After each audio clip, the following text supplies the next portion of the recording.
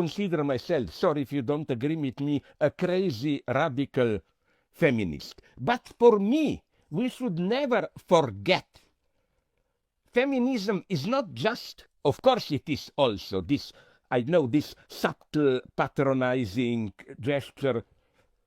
Feminism, to be a woman, is a very material thing, not only material in the sense of how you interact, but in a much more brutal way. I'm sorry, but to be a woman means birth.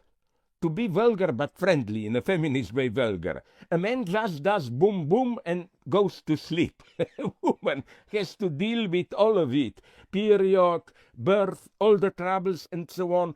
For example, although she was half fascist, you know that here I respect Evita Peron in 50-51. She succeeded so that in Argentina, the first time in the world history, every woman who was employed got 2-3 days holiday when she has period. So you see, this is for me concrete feminism. Look at women, look at all the subtle ways how they are exploited and so on. That's what I am missing in all these debates, you know. Did you address her correctly and so on and so on. As a Hegelian, I believe in concrete universality.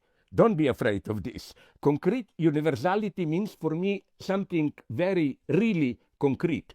Do you remember, I hope you don't, it wasn't a glorious time before Blair, government, between Thatcher and Blair, it was John Major. And at that point, when they began to fight against this, spending the public money for, I don't know, immigrant single mothers, a certain image emerged as the prototype, typical image. Ultimately, all the problems, and it's already doubtful if we should accept them as a problem, well, reduced to a figure of single unemployed mother. We have crime among youth, yes, too many single mothers, no paternal authority, and so on. Somehow they reduced all of it. We spend too much money, yes, because single mothers don't work. So she emerged in the Hegelian sense as a concrete universality, a particular figure which, for, of course, the right-wingers, embodied all that was wrong with social democratic welfare state, whatever you call it. I'm claiming that there is something, I followed closely the debates, I'm claiming that something similar is happened with Me Too. Did you notice how there was a concrete scene? It was basically couples flirting, meeting in a pub or somewhere, and men in an all too violent way trying to seduce the woman with different forms of exploitation, pressure, and so on. Imagine, I will be very brutal, imagine a woman in her early mid-30s. She doesn't have a serious job. She has 2 children, and in the eyes of male chauvinists and so on, she's gradually losing sexual attraction. What should she do? It's not that the husband even beats her.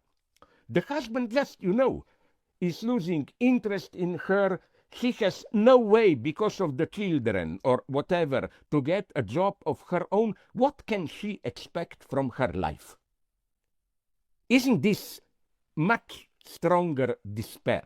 So for me, the beginning of feminism is childcare, education, all that. My God, here I am. I hope not a vulgar materialist, Marxist, but a materialist. You know, freedom means what?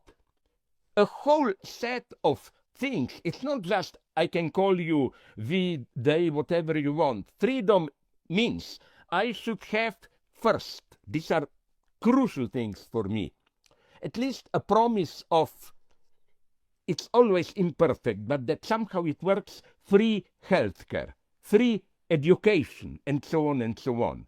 Without this, freedom means nothing. Here I remain a socialist. Yes, I'm not a Stalinist who says bourgeois freedoms are just formal freedoms.